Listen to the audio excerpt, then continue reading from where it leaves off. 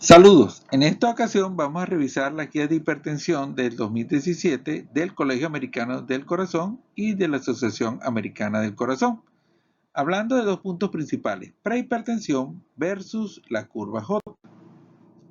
Vamos entonces en primer lugar a clasificar las cifras de presión arterial, comparando las diferentes guías. Vemos entonces que si para las guías europeas y el octavo comité, si un paciente tiene una presión arterial sistólica menor de 120 y una diastólica menor de 80, podemos decir que tiene una presión arterial óptima o normal. Para las guías del 2017, si un paciente tiene una presión arterial menor de 120-80, decimos que tiene normotensión. Como conclusión, 120-80 como objetivo, decimos que tiene una normotensión o una presión arterial óptima. Siguiendo entonces con esta clasificación, si un paciente tiene una presión arterial sistólica entre 120 y 130 y una diastólica entre 80 y 85, las guías europeas lo denominan presión arterial normal o prehipertensión, estadio 1. Para las guías del 2017, si tiene una presión arterial sistólica entre 120 y 130 más una diastólica menor de 80, decimos que tiene una presión arterial elevada. Como conclusión, si un paciente tiene una sistólica mayor de 120, decimos que tiene o prehipertensión estadio 1 o presión arterial elevada. Sigamos entonces con nuestra clasificación. Para las guías europeas y el octavo comité, si un paciente tiene presión arterial sistólica entre 130 y 140 y diastólica entre 85 y 90, podríamos decir que tiene presión normal alta o prehipertensión estadio 2. Y aquí viene el punto fundamental de discrepancia, el punto más novedoso de las guías del 2017. Ellos dicen que si un paciente tiene una presión arterial sistólica entre 130 y 140 y una diastólica entre 80 y 90, ya lo definimos como hipertenso. Hipertenso en estadio 1. Concluyendo entonces, para todas las diferentes guías, a partir de una presión arterial sistólica de 130, mayor de 130, podemos decir, para las guías europeas, tiene una presión normal alta, y para las guías del 2017 americanas, ya es hipertenso. Hipertenso estadio 1. Sigamos entonces. Si un paciente tiene una presión arterial sistólica mayor de 140 y diastólica mayor de 90, para la guía europea y el octavo comité se denomina hipertensión estadio 1, y si tiene más de 140-90 de presión arterial, para las guías del 2017, podemos decir que es un hipertenso en estadio 2. Vamos entonces a hablar sobre la correlación entre el estadio o la cifra de presión arterial y el tratamiento. Vemos aquí las guías europeas del 2013, donde un paciente con presión normal elevada y riesgo cardiovascular elevado, se establece que el tratamiento es cambio de estilo de vida sin tratamiento farmacológico. Sin embargo, si revisamos las guías anteriores, europeas anteriores del 2007, podemos ver que un paciente con presión arterial normal elevada y alto riesgo cardiovascular, ellos planteaban que debía darse cambio de estilo de vida más tratamiento farmacológico. Es decir, que en las guías del 2007 establecían tratamiento farmacológico para pacientes con presión arterial normal elevada y alto riesgo cardiovascular. Veamos entonces qué plantean las guías del 2017. En las guías del 2017 nos dice que si el paciente tiene presión arterial, es un hipertenso estadio 1, lo cual son las mismas cifras de presión de la presión normal elevada de la guía europea. Si un paciente tiene hipertensión estadio 1 y tiene alto riesgo cardiovascular, el tratamiento es cambio de estilo de vida con tratamiento farmacológico. Es decir, que en las guías del 2017, en cuanto a cifras y riesgo cardiovascular, pues hay un retorno a las guías europeas del 2007. Vamos a hablar ahora sobre prehipertensión. La prehipertensión es real y se asocia con daño de órgano blanco. Entonces, aquí tenemos nuestro paciente con prehipertensión y podemos decir que los estudios han demostrado que hay un aumento en el daño de órgano blanco en un paciente prehipertenso con respecto a un paciente con presión arterial normal. Vemos entonces aquí tanto la hipertrofia ventricular como la microalbuminuria y el daño renal son mucho mayores en los pacientes con prehipertensos que en los pacientes con presión arterial normal. De hecho, cuando vemos aquí esta correlación entre riesgo cardiovascular y elementos asociados al riesgo cardiovascular independiente de hipertensión, como colesterol, HDL, diabetes y tabaquismo, podemos ver entonces cómo el riesgo cardiovascular va aumentando en los diferentes estadios de la presión arterial. Sin embargo, cuando vemos la presión arterial normal alta, vemos que esta presión normal alta se parece mucho más a su riesgo cardiovascular, es muy parecido al de los pacientes con hipertensión estadio 1 y 2. Y vemos entonces que es diferente al riesgo cardiovascular en los pacientes que tienen presión arterial óptima o normal. Y esto se reproduce en cada uno de los elementos del riesgo cardiovascular. A medida que va aumentando el riesgo cardiovascular, entonces seguimos viendo que el riesgo cardiovascular del paciente con presión normal alta se parece mucho más al del paciente con estadio 1 y 2 que al paciente con presión arterial óptima o normal. Veamos entonces este metaanálisis sobre los elementos que se asocian con prehipertensión. Y vemos entonces que la prehipertensión se asocia con un aumento entre el 28 al 63% de eventos cardiovasculares, un aumento del 50% de coronariopatía, un aumento del 73% en la incidencia de eventos cerebrovasculares y un aumento en el 59% de enfermedad renal. Aquí podemos ver entonces los diferentes metaanálisis que demuestran entonces que en realidad prehipertensión se asocia con daño cardiovascular.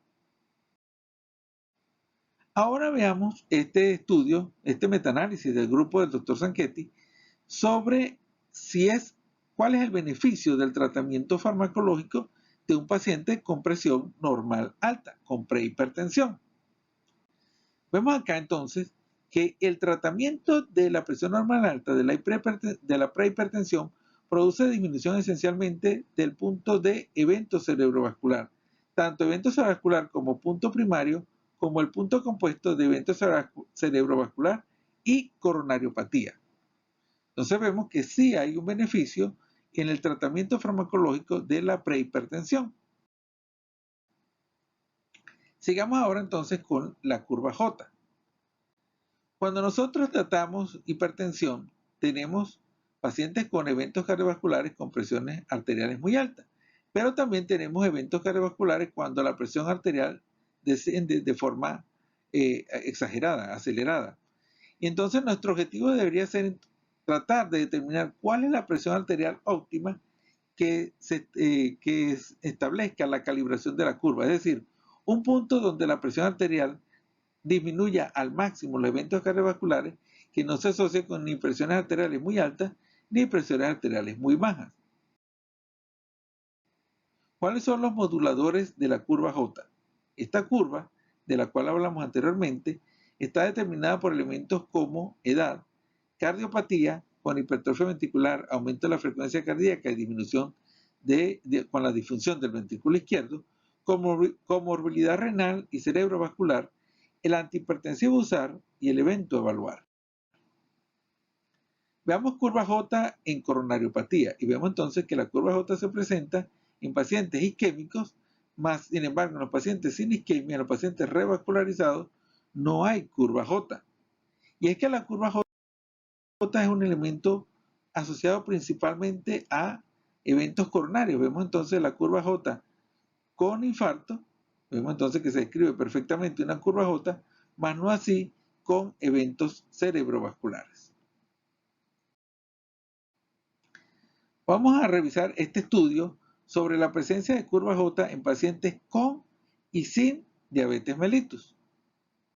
Veamos entonces aquí pacientes sin diabetes y vemos como que a medida que nosotros disminuimos la presión arterial en pacientes sin diabetes, disminuye la incidencia de eventos de mortalidad cardiovascular y esa disminución es máxima con una presión arterial sistólica de 120 y se mantiene hasta presión arterial sistólica de 80 milímetros de mercurio. Esto es para los pacientes no diabéticos, es decir, que el rango de beneficio va de 80 a 120 milímetros de mercurio. Sin embargo, cuando evaluamos esta curva en pacientes diabéticos, vemos que a medida que disminuye la presión arterial, disminuye la incidencia de eventos en pacientes diabéticos hasta 140 milímetros de mercurio. Posteriormente, el beneficio se mantiene estable hasta 130 y posteriormente comienza a aumentar, estableciendo entonces la conocida curva J. Es decir, que hay una diferencia en las curvas entre los pacientes no diabéticos y los pacientes diabéticos, con un rango óptimo para no diabéticos entre 80 y 120 de sistólica y para los diabéticos entre 130 y 140. Este estudio es muy interesante, esta curva J, porque entonces ahora vamos a revisar otro metaanálisis del grupo del doctor Zanchetti sobre si hay diferencia en cuanto al tratamiento en pacientes hipertensos con y sin diabetes, también de publicación bastante reciente. Y podemos ver entonces que si nosotros establecemos como objetivo de la presión sistólica unos niveles entre 130 y 140, el beneficio es esencialmente para los pacientes diabéticos sobre los pacientes no diabéticos, tanto en mortalidad cardiovascular como en mortalidad general. Es decir, que el rango de beneficio va para los diabéticos, el beneficio máximo entre 130 y 140. Sin embargo, cuando nosotros establecemos como objetivo una presión arterial sistólica menor de 130, el beneficio es esencialmente para los pacientes no diabéticos, tanto en mortalidad cardiovascular como en mortalidad general. Vamos a revisar ahora el estudio SPRING. El estudio SPRING, que es el estudio que definitivamente determinó el cambio en las guías del 2017. Y estos son dos análisis del grupo del doctor Luis Miguel Ruiz López. La importancia del estudio SPRING para las nuevas guías y la comparación del estudio SPRING con estudios en pacientes diabéticos, tanto el estudio ACCORD como el estudio en PARREC. Entonces vamos a detallar brevemente el estudio SPRING. ¿Cuáles son los pacientes que se estudiaron en este análisis? Y vemos entonces que las condiciones de los criterios de inclusión eran pacientes mayores de 50 años con sistólicas entre 130 y 180 con alto riesgo cardiovascular determinado esencialmente por la presencia de coronariopatía o una filtración glomerular entre 20 y 60 sin albuminuria con un riesgo mayor o igual a un 15% o pacientes mayores de 75 años. ¿Cuáles eran los criterios de exclusión? Esencialmente que fuera un paciente diabético o que hubiera tenido un evento cerebrovascular, que tuviera falla cardíaca o una proteinuria mayor de 1 gramo o una filtración glomerular menor de 20 con pacientes en diálisis. Un elemento muy importante, característico del estudio SPRING, es que era el método para medir la presión arterial. No se utilizaba el método convencional de que el médico le mide la presión arterial a su paciente en el consultorio. Se utilizó un método llamado AOBP, que es una medición automatizada en el consultorio. ¿Y en qué consiste? Que el paciente se colocaba en un sitio aislado, sin presencia de personal médico, se utilizaba un método automatizado de lectura, tratando de eliminar el efecto de la bata blanca en el consultorio.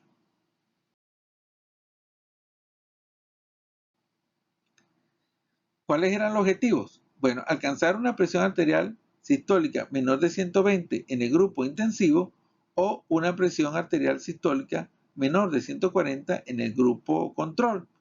Y el punto primario compuesto estaba constituido por infarto de miocardio, eventos coronarios, eventos cerebrovasculares, falla cardíaca o mortalidad cardiovascular.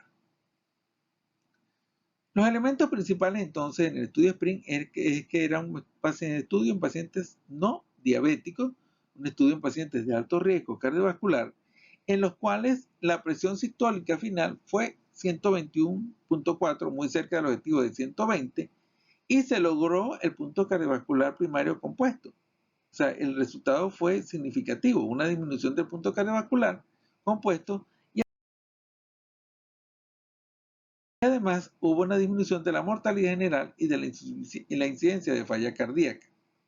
Vemos acá que dentro del estudio SPRING había un grupo importante de pacientes que llenaban los requisitos para ser considerados como prehipertensión.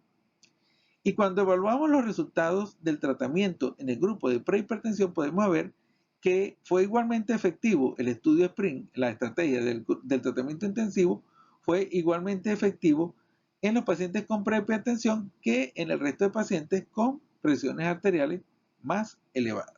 Entonces, el estudio SPRINT demuestra que el tratamiento intensivo es efectivo en pacientes prehipertensos. Estas son las conclusiones del estudio SPRINT del grupo del Dr. Ruy López, y entonces hace el siguiente planteamiento. Si un paciente llena los criterios del estudio SPRINT, es decir, tiene más de 50 años, tiene alto riesgo cardiovascular, sin diabetes o eventos cerebrovasculares, el objetivo del tratamiento para este paciente pudiera ser una presión arterial sistólica menor de 120 utilizando el método de medición automatizada en el consultorio. Un punto importante.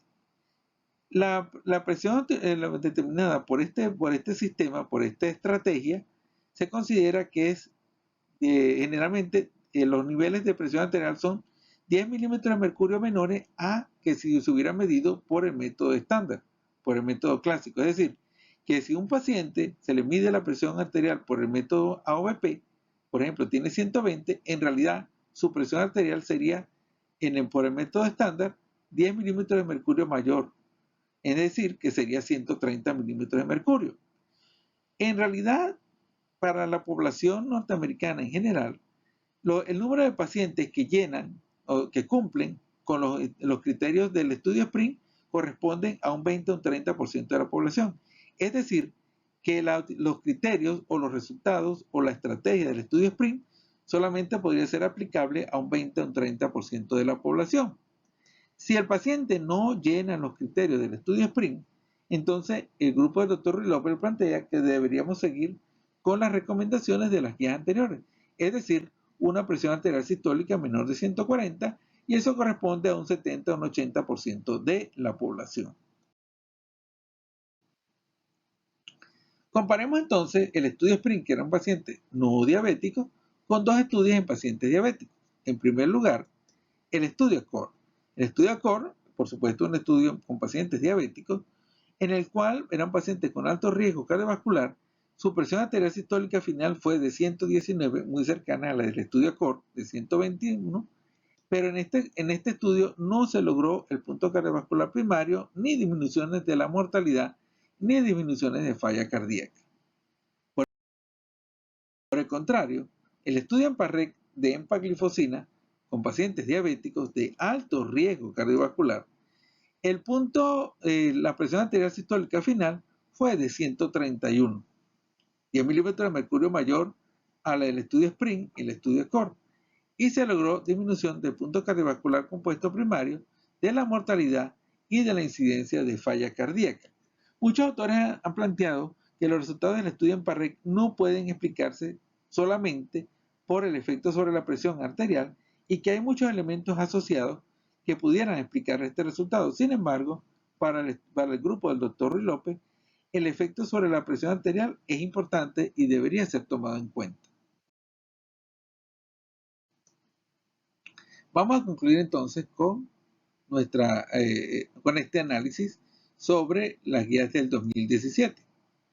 Si comparamos entonces, vemos que si un paciente tiene, según las guías europeas, una presión normal alta, es prehipertenso y tiene un bajo riesgo cardiovascular, o si tiene una hipertensión estadio 1, según las guías del 2017, y tiene bajo riesgo cardiovascular, el tratamiento esencialmente debería ser no farmacológico. Pero si un paciente tiene presión normal alta o hipertensión estadio 1, según las diferentes guías, y tiene un riesgo cardiovascular alto, entonces deberíamos iniciar tratamiento farmacológico. Entonces vemos que en realidad la discrepancia entre las guías europeas y las guías americanas es con respecto al término de denominación, porque en realidad en cuanto a las cifras de presión arterial vemos que en los pacientes con presiones arteriales sistólicas mayor de 130, pues entonces las conclusiones son las mismas. Si el paciente tiene un riesgo bajo o intermedio, no iniciar tratamiento farmacológico, y si un paciente tiene riesgo alto, iniciar tratamiento farmacológico. En segundo lugar, podríamos establecer que si un paciente tiene un riesgo alto o no es diabético, podríamos utilizar como objetivo una presión arterial de 120/80, menor de 120/80 por el método de medición automatizada del estudio SPRINT, o una meta de menor de 130/80 según los métodos clásicos, la medición en el consultorio por el mismo médico. Si un paciente tiene un riesgo bajo o intermedio o es diabético, pues el objetivo debería ser una cifra de presión arterial menor de 140/90. Y aquí hay un punto importante.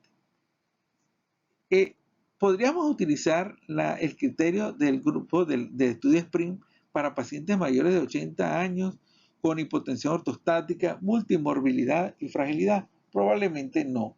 Y probablemente lo más adecuado sería seguir utilizando metas de cifras de presión arteriales menores de 150/90 o en todo caso menores de 140/90. Esto todavía no se ha establecido de forma definitiva. Concluyendo entonces con todo este análisis, podríamos decir qué es lo más importante a tomar en cuenta con esta guía. Probablemente lo más importante es que en las guías anteriores, el llamado de atención, la luz amarilla se encendía con 140/90 y la luz roja era para cifras de presión arteriales superiores. Probablemente ya cuando hay una enfermedad cardiovascular muy avanzada. Entonces, la estrategia, como en diabetes planteada, es encender la luz amarilla cuando el paciente tiene cifras de presión arterial 130/80. De acuerdo a su riesgo cardiovascular, entonces decidir o no tratamiento farmacológico en este tipo de pacientes y ya tratar de adelantarnos a la luz roja final cuando el paciente ya tiene cifras de presión arterial de 140/90. Muchas gracias por su atención.